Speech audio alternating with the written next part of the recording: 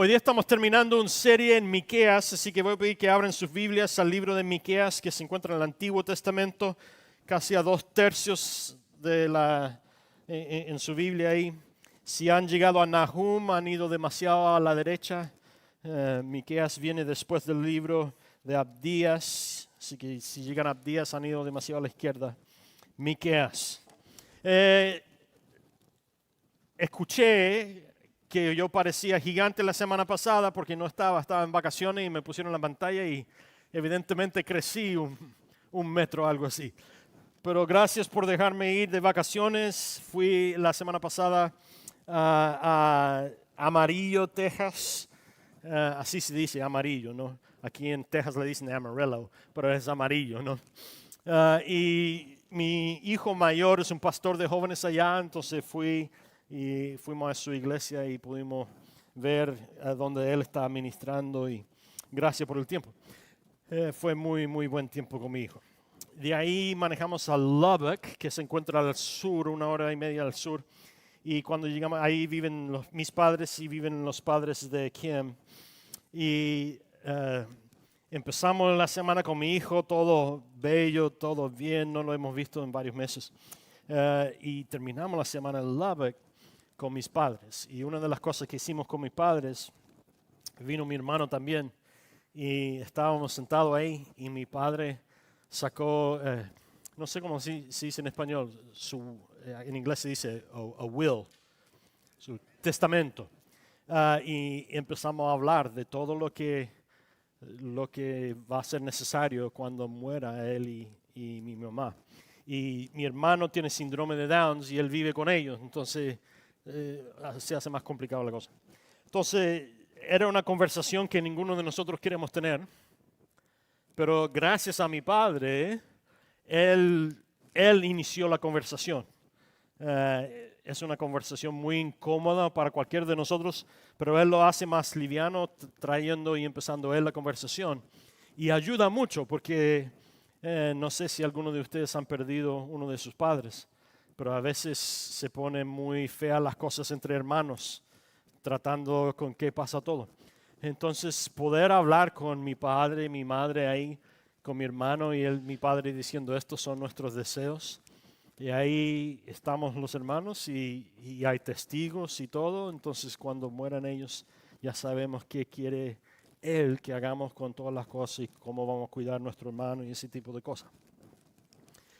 No importa qué tan cómodo Él lo ha hecho, esa conversación igual sigue siendo una conversación que ninguno de nosotros queremos tener, ¿no?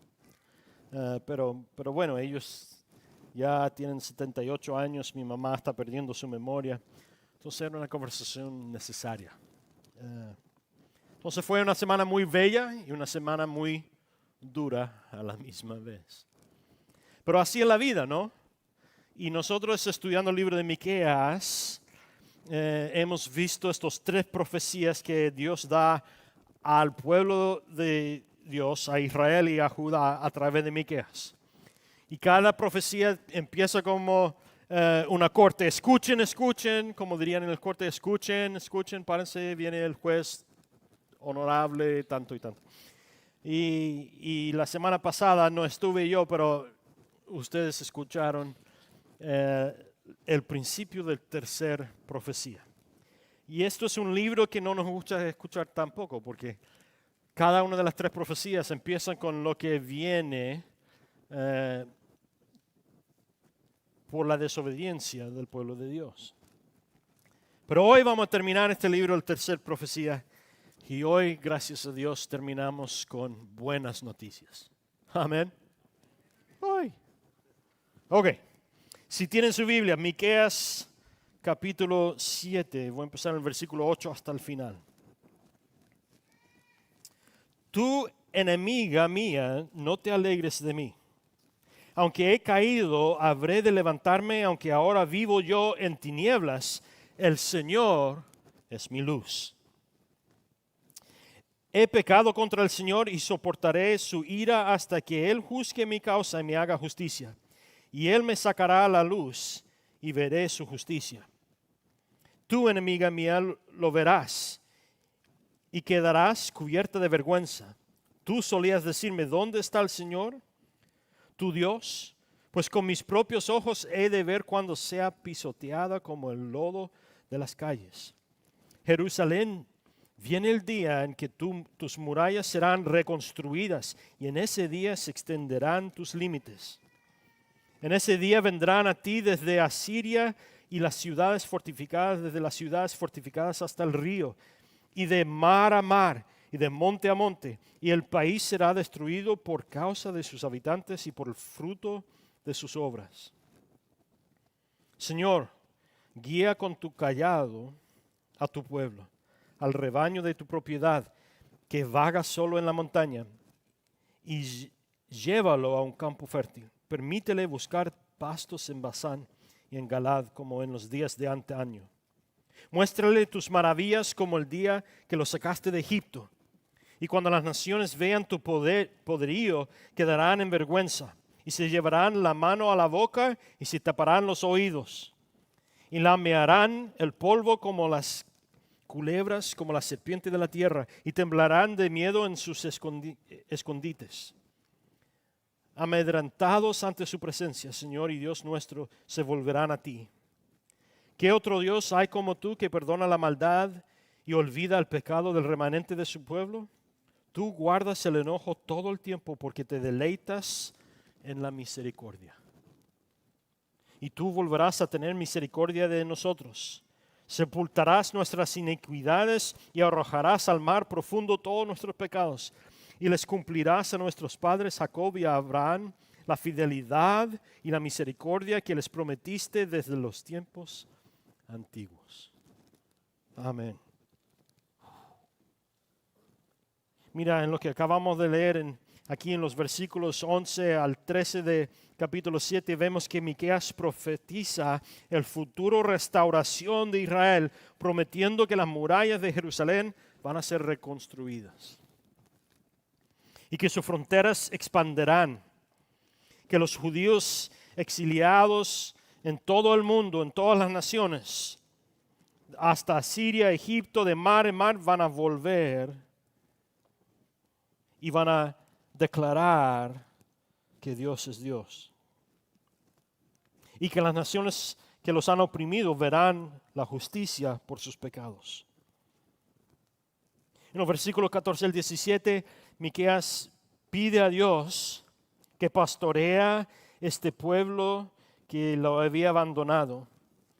Y Dios responde prometiendo un milagro como la que hizo cuando los trajo de Egipto en el libro de Éxodo.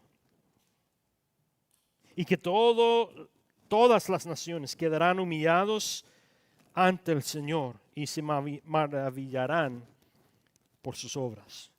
En los versículos 18 al 20 que leímos, Miqueas declara el carácter de Dios, que perdona a su pueblo, que Dios olvida su enojo, su ira, y en vez de eso se deleita en misericordia y en amor.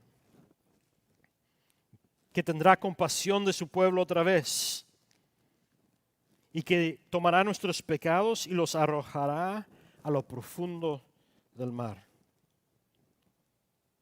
Y cumplirá su pacto que hizo con Abraham, Isaac y Jacob.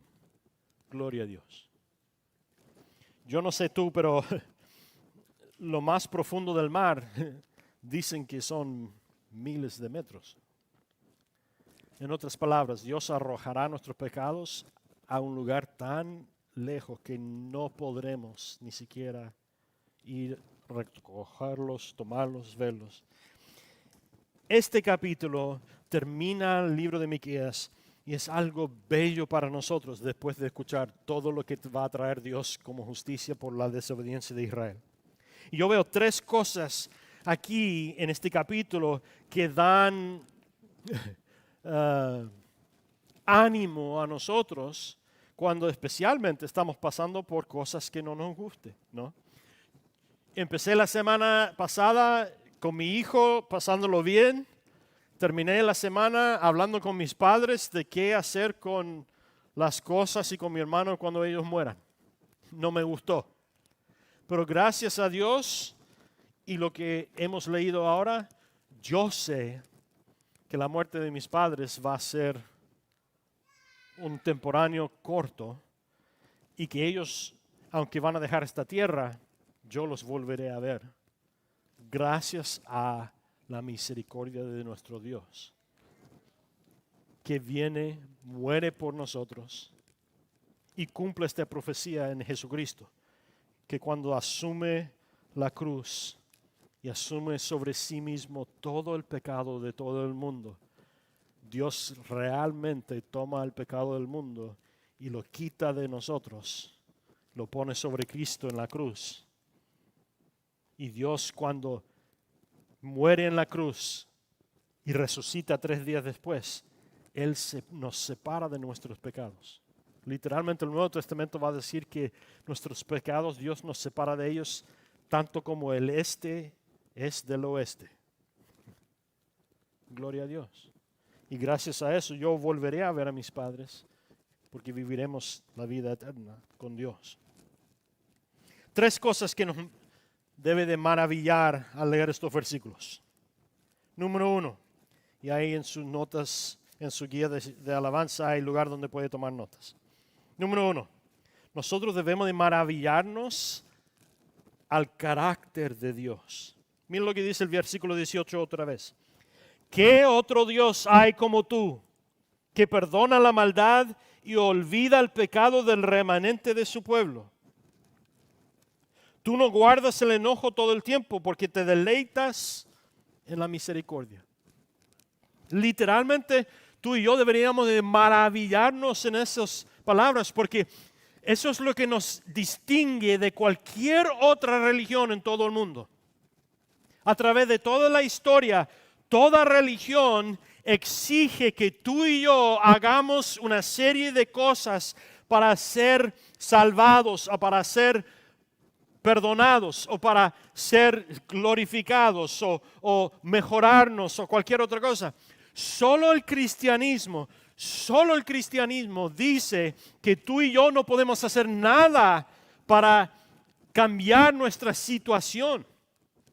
Simplemente es la misericordia de Dios y la obra que Él hizo en la cruz por nosotros que hace posible que tú y yo podamos tener relación restaurada con Él, ser perdonado por nuestros pecados y vivir la vida eterna con Dios. Y eso no es, como dice Pablo, eso no es obra de nosotros. Es la obra de Jesucristo en la cruz. Y eso es completamente diferente de cualquier otra religión. Toda otra religión dice, tú debes hacer esto, esto, esto y esto. Y la Biblia dice, no, Dios ha hecho esto. Y es por eso que Cristo, y lo vamos a recordar en un par de semanas en la Pascua, Cristo, las últimas palabras que declara sobre la cruz es, se ha cumplido. Hecho está. Porque en ese instante, Dios hizo algo imposible para nosotros hacer. Debemos de maravillarnos. En las semanas que vienen, vamos a tener huevos y van a haber conejos en la tele y van a haber chocolates y dulces y todo ese tipo de cosas para la Pascua. Pero no dejen que el mundo robe la significancia de lo que estamos celebrando. Debemos de maravillarnos porque Cristo hizo en un instante, en toda la historia de toda la creación, Cristo hizo algo imposible para nosotros. Y más que eso, gracias a su obra, Él ofrece gratuitamente a nosotros la salvación.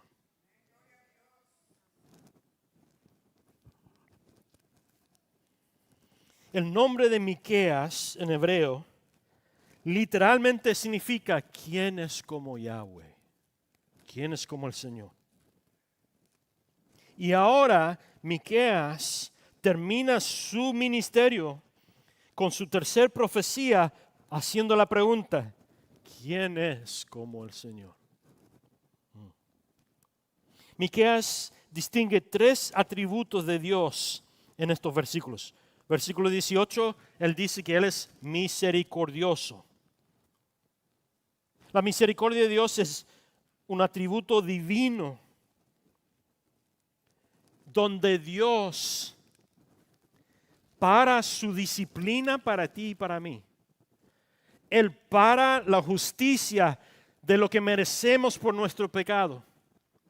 Y en vez de ponerlo sobre nosotros, Él los pone sobre Cristo en la cruz. Eso es amor incondicional. En el versículo 19, Él dice que Él tiene compasión con nosotros. Tú volverás a tener misericordia de nosotros y sepultarás nuestras iniquidades y arrojarás al mar profundo todos nuestros pecados. La compasión de Dios es completo. Es amoroso. Es como un padre para su hijo, ¿no? Igual como yo no quería tener esa conversación, mi hermano no queríamos tener esa conversación con mi padre. Mi padre en compasión tuvo una conversación dificultosa con nosotros. Cuando yo muera, cuando tu mamá muera, aquí está nuestro testamento, esto es lo que queremos. Para que ustedes no tengan que discutir, ni pelear, ni luchar. No, esto es lo que queremos que pase. Eso es compasión, ¿no? Y en el versículo 20, Miqueas distingue el atributo de fidelidad. Les cumplirás a nuestros padres Jacob y Abraham la fidelidad y la misericordia que prometiste desde los tiempos antiguos. Decir que Dios es fiel significa que nosotros podemos confiar en Él completamente, consistentemente. Él no cambia, dice la palabra de Dios. Él es el mismo ayer, hoy y para siempre.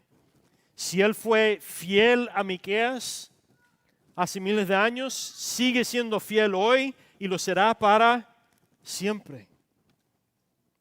Dios siempre cumple sus promesas.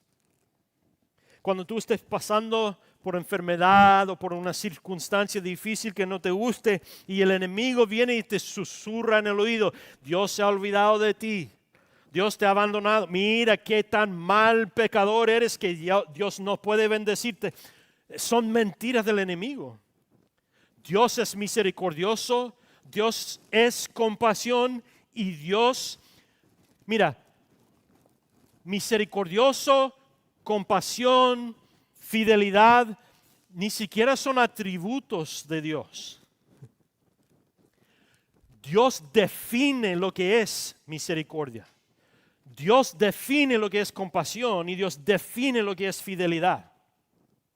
Esa palabra no define quién es Dios.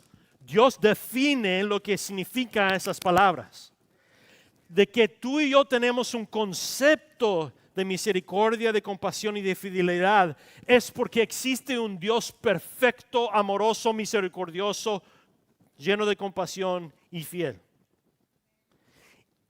Y gracias a que Él existe, el concepto de misericordia, compasión y fidelidad existe para nosotros. Porque no hay ser humano perfecto que haya existido. Entonces el concepto de misericordia, de compasión y fidelidad, Dios define lo que son. Quizás hoy aplicarías esta aplicación. Esta semana yo elijo maravillarme de quién es Dios, pasando 30 minutos personales cada día alabando a Dios en mi casa, en mi patio, en mi auto, donde quiera que sea. Para mí, el lugar más fácil para mí alabar a Dios, porque vivo en Houston, Texas, es en el auto. Cuando fuimos a Amarillo, estábamos hablando con el staff, el pastor, los otros pastores de la iglesia de Max. Y fuimos a almorzar después del servicio el domingo. Y estábamos hablando, ¿no? Y la esposa del pastor de la iglesia donde trabaja Max dice, ¿De dónde son? De Houston, como Houston, ¿no? Y estábamos hablando, bueno, siempre hay calor, siempre hay humedad, ¿no?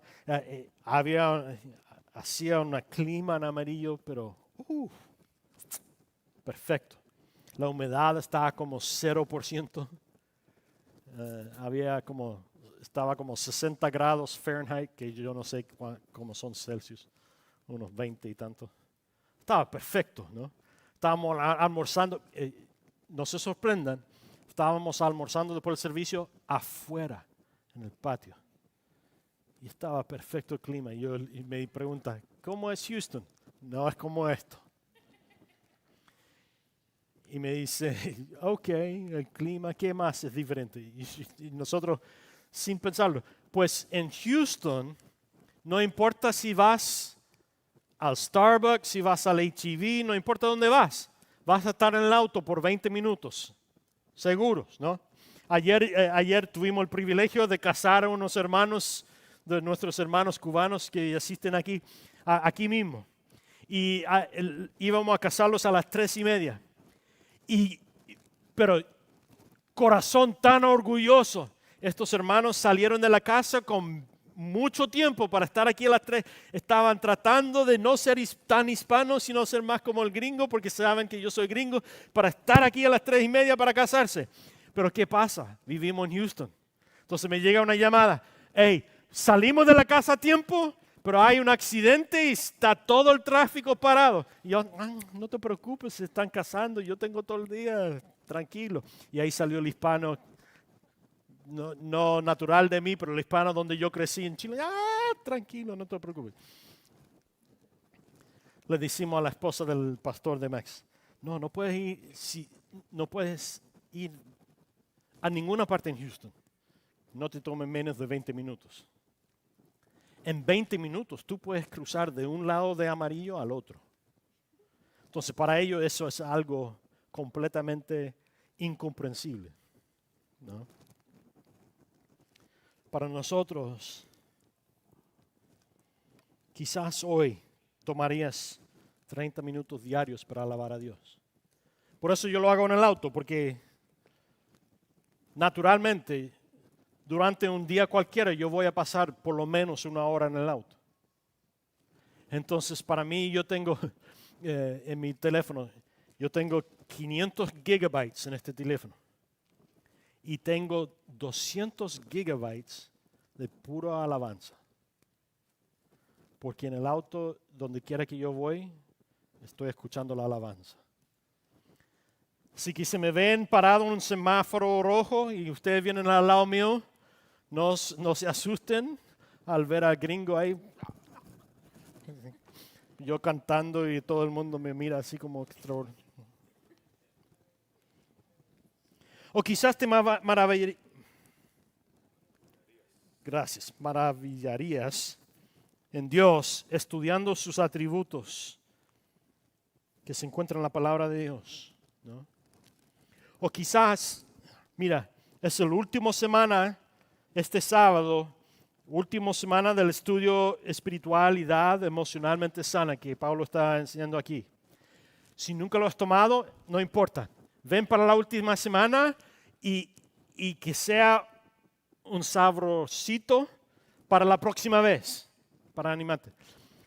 Es un estudio que me cambió la vida a mí, porque yo crecí en la iglesia cristiana y en todas las iglesias donde yo crecí, lo que yo oí toda mi vida es que la parte emocional del ser humano es la carne y que debemos de ignorarlo y esconderlo y la realidad es que fuimos creados en la semejanza de Dios, es lo que dice primero de Juan. Y Dios es un Dios emocional.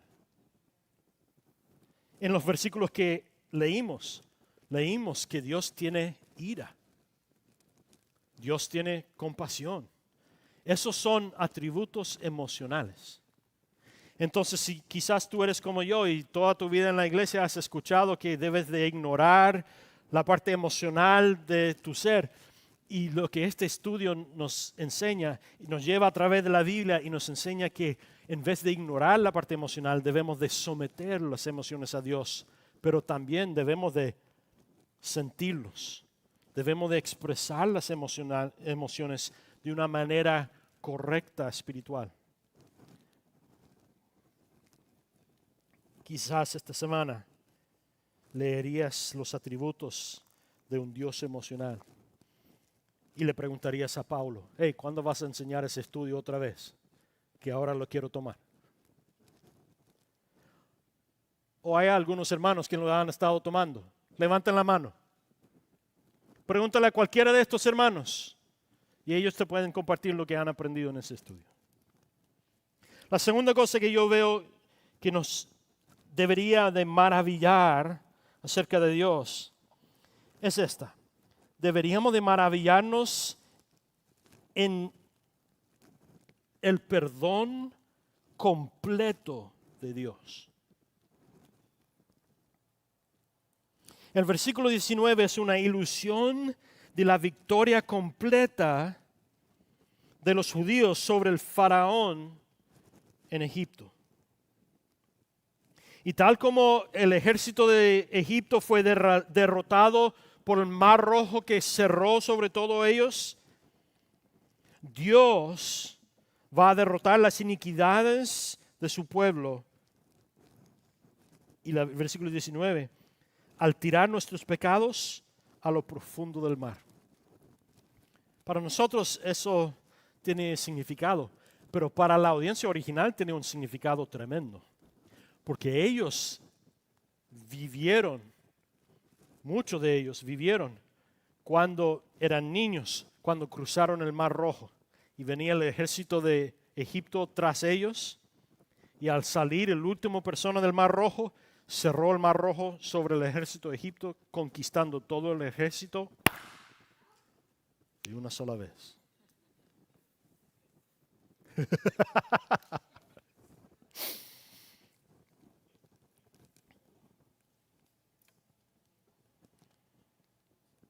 En el versículo 9 hay un cambio en la escritura de Miqueas que es muy importante conocer.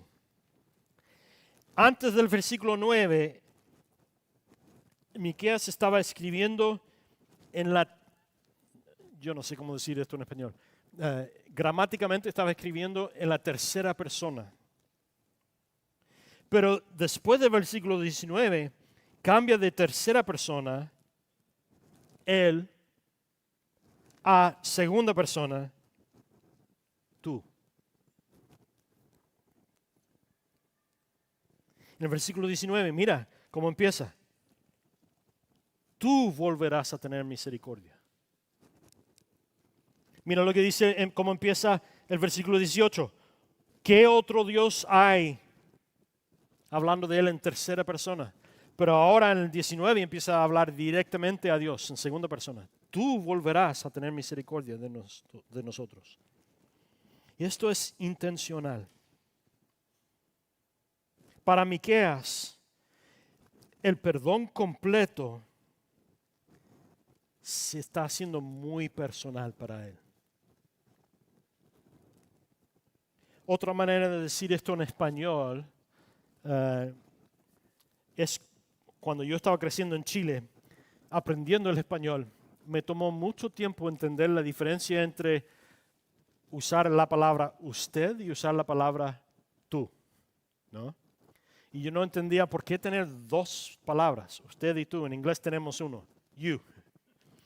Y no entendía y me costó mucho tiempo. Pero después de mucho tiempo con tutores y profesores, por fin entendí, ¿no? Uno le dice usted a alguien por respeto. Y le dice tú a alguien cuando ya es alguien conocido o como alguien en relación muy personal, ¿no? Y eso sería un buen ejemplo de lo que está haciendo Miqueas aquí. Antes de eso, él se refiere a Dios como usted.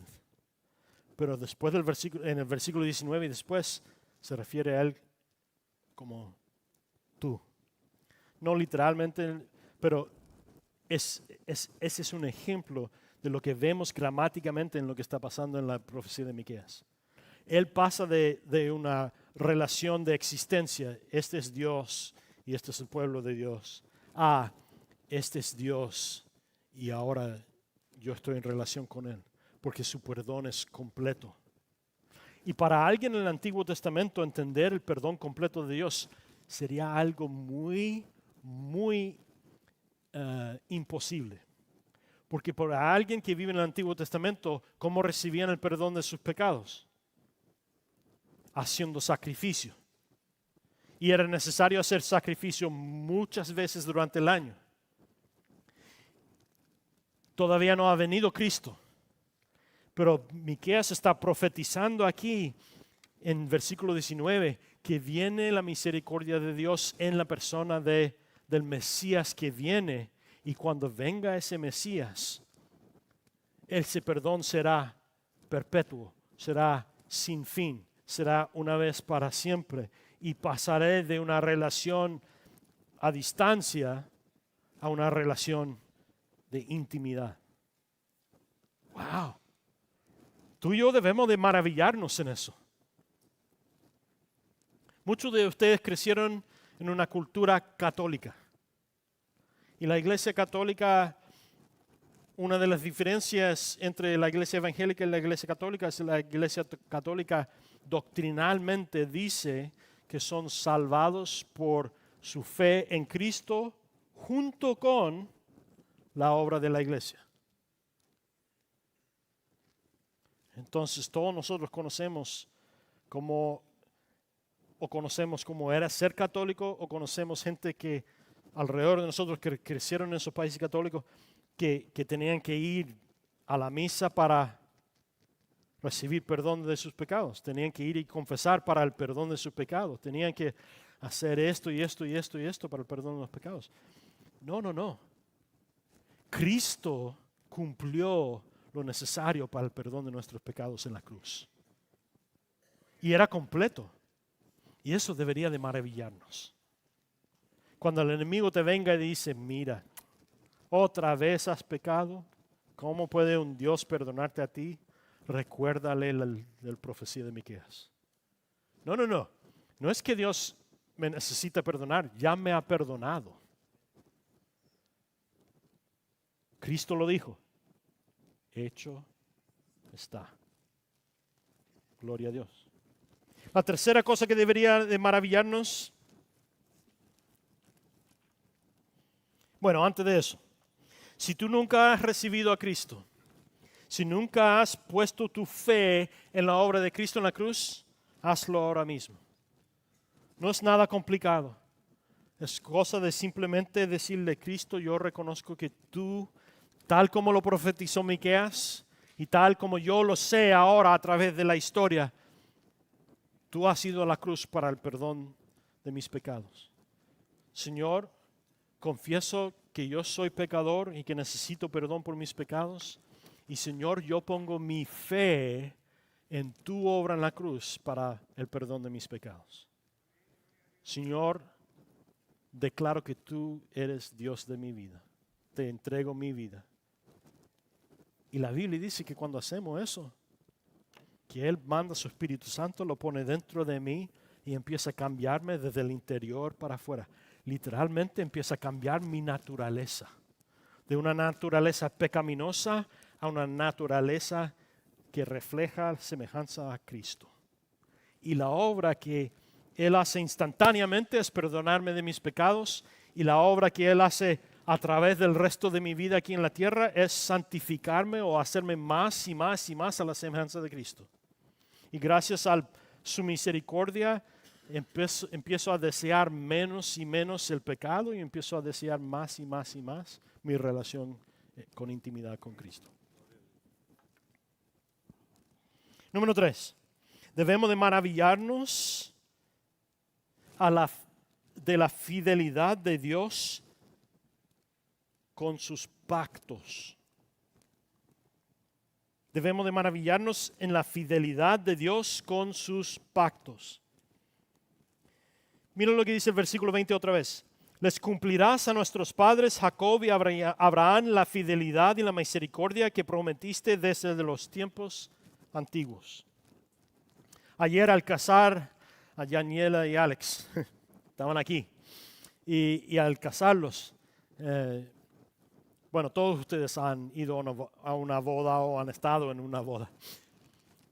Viene la familia y los amigos y se sientan a dos lados.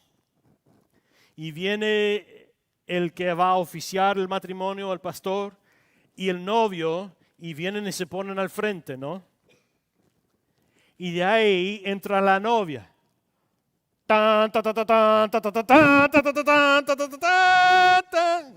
Viene la música. Y ahí viene la novia vestida de blanca. ¿Y qué hace la novia? Sube por el pasillo hacia su novio. Y cuando llega al frente, tradicionalmente, ¿quién entrega a esta mujer a ser casado con este hombre? Generalmente el padre o a otra persona. No. Y de ahí viene el pacto. Entran en un pacto. Y al fin de la boda, el pastor dice, les introduzco esposo y esposa, todo, la foto. Y de ahí, ¿qué pasa? Sale el novio con la novia, otra vez pasan por el pasillo de medio, antes de toda la gente. ¿Por qué hacemos eso? Porque son parte del pacto de la antigüedad. En la antigüedad, en los tiempos de Abraham, entraban en pacto la gente. Y cuando entraban en un pacto, tomaban un animal y lo sacrificaban. Porque el pacto de la antigüedad debía de ser sellado por sangre. Entonces, en el día de Abraham, tomaban un animal y lo sacrificaban y lo cortaban por medio. Y ponían los dos pedazos del animal a los dos lados. Y cada persona que estaba entrando en el pacto caminaba como un número 8 de lado, ¿no? El símbolo del infinito. Y caminaban alrededor de un pedazo del animal, cruzaban por entre medio, caminaban por alrededor del otro pedazo del animal y cruzaban por medio. Y era un símbolo para todos los testigos, familia y todos los demás que estaban ahí. Lo que estaban diciendo es, que me pase a mí lo que ha pasado a este animal si yo rompo el pacto.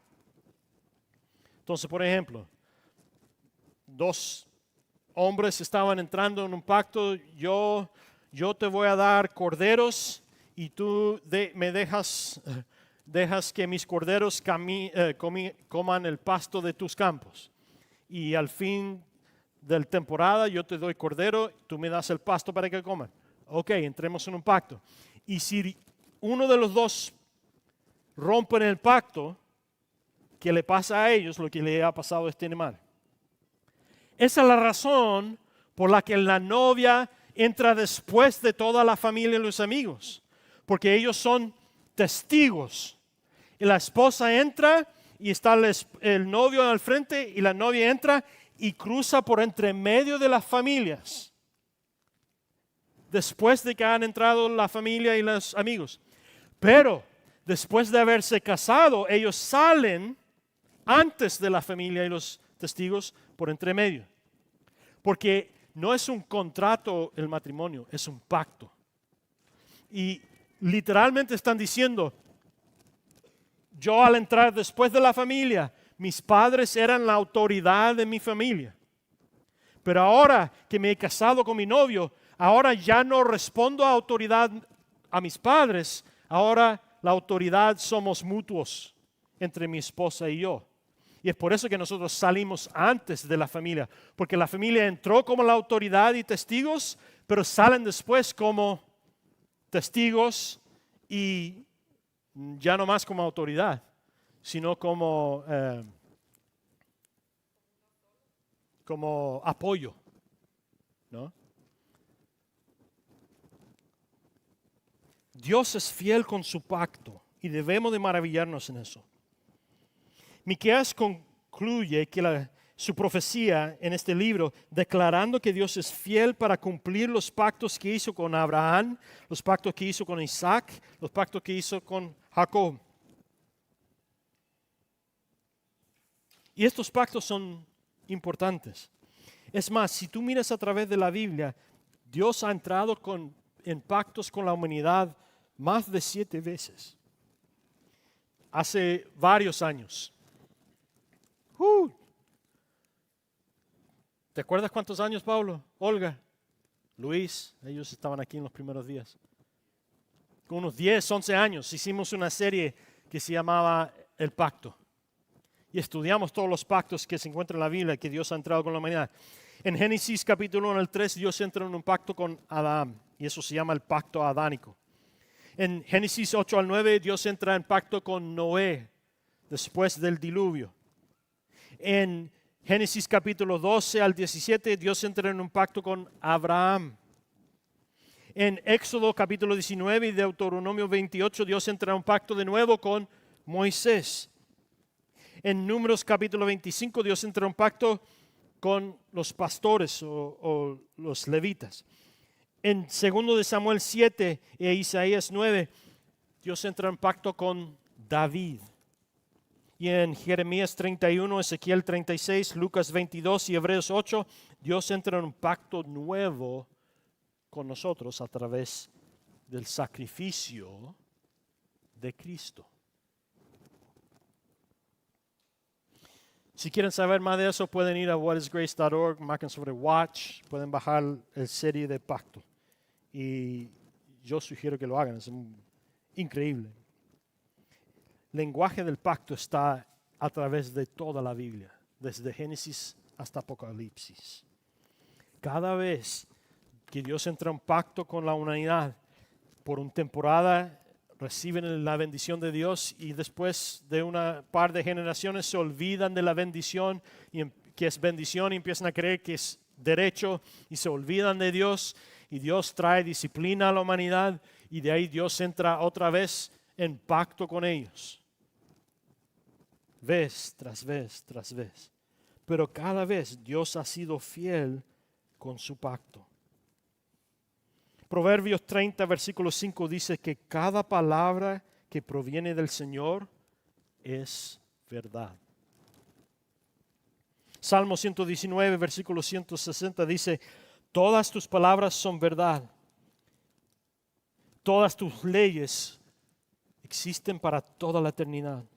Y en Mateo capítulo 5, versículo 18 dice, de verdad les digo, hasta que pase el cielo y la tierra, ni siquiera un punto o una letra se saciará de la ley hasta que todo se haya cumplido. Y en Apocalipsis, Cristo profetiza a través del profeta o el apóstol Juan. Él dice que cualquier persona que cambie siquiera un punto de esta palabra será maldecido. ¿Por qué? Porque la palabra de Dios siempre es verdad. Y las promesas de Dios siempre serán cumplidos.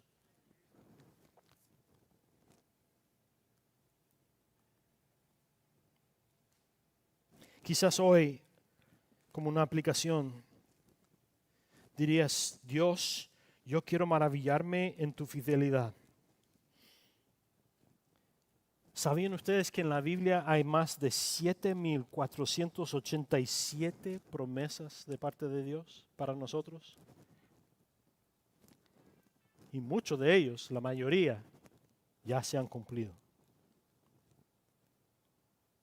Wow.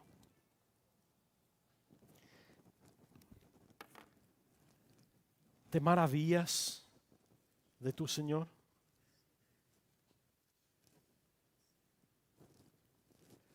Un tiempo y maravíllate de quién es este Dios y lo que Él ha hecho por nosotros. No la próxima semana, sino la que viene después, el 29. Tenemos la oportunidad de ir al otro campus y ver el Shroud de Turin. Y si no lo han hecho, al salir de aquí hoy día, salir por las puertas, entre medio de las dos puertas, hay un QR code para que usted haga cita para ir a verlo. Y yo le sugiero que lo vaya a ver. No solo se trata de esta tela que creen que fue la tela que se puso sobre el cuerpo de Cristo al morir. En esa tela hay evidencia de cada herida que sufrió Cristo. Puedes ver la herida en las manos donde estaban los clavos. Puedes ver la herida en el lado donde se le entró la lanza para ver si estaba muerto. Puedes ver cada herida donde entró una espina de la corona de espinas. Puedes ver cada herida. Hay más de 700 heridas de donde azotearon a Cristo antes de crucificarlo.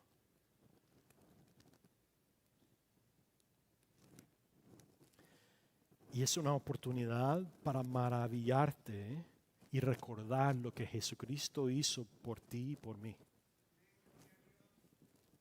¿Qué le llevó a este hombre a un sufrimiento tan fuerte e inmerecido? El amor de Dios, la misericordia de Dios y la compasión de Dios. Al poner todo lo que nosotros merecíamos por nuestros pecados sobre este Jesucristo. Toma las próximas semanas. El jueves, antes de la Pascua, vamos a tener un servicio acá. Y vamos a recordar el sufrimiento de Cristo. Yo le invito a que venga. Les sugiero que solo traigan niños de 13 o más adultos. Vamos a tener cuidado para los niños allá, pero es necesario que registren para cuidado de niños. Si necesitan cuidado de niños, hay un QR code ahí en la entrada de los niños ministerio, donde usted puede registrar sus niños para el cuidado de niños para esa noche, porque el servicio es muy fuerte. Vamos a estar recordando el sufrimiento de Cristo por nosotros. Entonces no es bueno para que los niños estén aquí, pero vamos a tener cuidado. Pero es necesario que registre, es gratis, pero es necesario que registre sus niños si quiere cuidado de niños esa noche, para asegurarnos de que tengamos suficiente gente para cuidar a sus niños, ¿no? Y de ahí estaremos también aquí la Pascua, el domingo en la Pascua. Hey, pídele al Señor, ¿quién has puesto en mi vida que necesita pasar de un usted a un tú en su relación contigo, Dios? ¿Quién puedo yo invitar, empezar a orar e invitar que vengan conmigo a la Pascua a escuchar de lo bello que Dios ha hecho por ellos?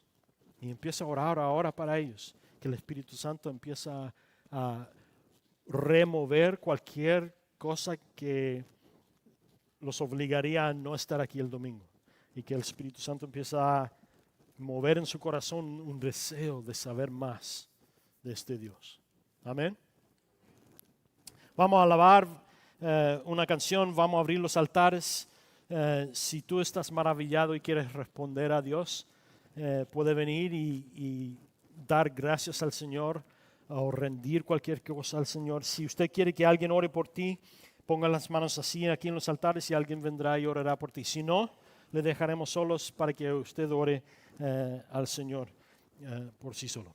Señor, le invitamos a que venga en este lugar, que mande su Espíritu Santo aquí, Señor. Gracias, Dios, porque eres un Dios maravilloso, lleno de misericordia, lleno de amor, lleno de compasión. Y que tú has hecho posible que nosotros, siendo pecadores, podamos ser perdonados y libres y entrar aquí en este lugar y entrar en relación íntima contigo, Señor. Y experimentar tu presencia, Dios.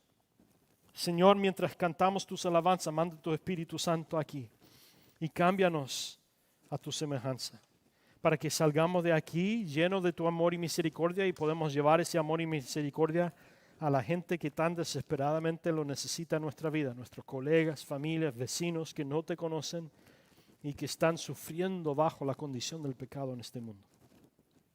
Gracias, Señor, por todo lo que has hecho. Para ti sea toda la gloria y toda la honra. Amén.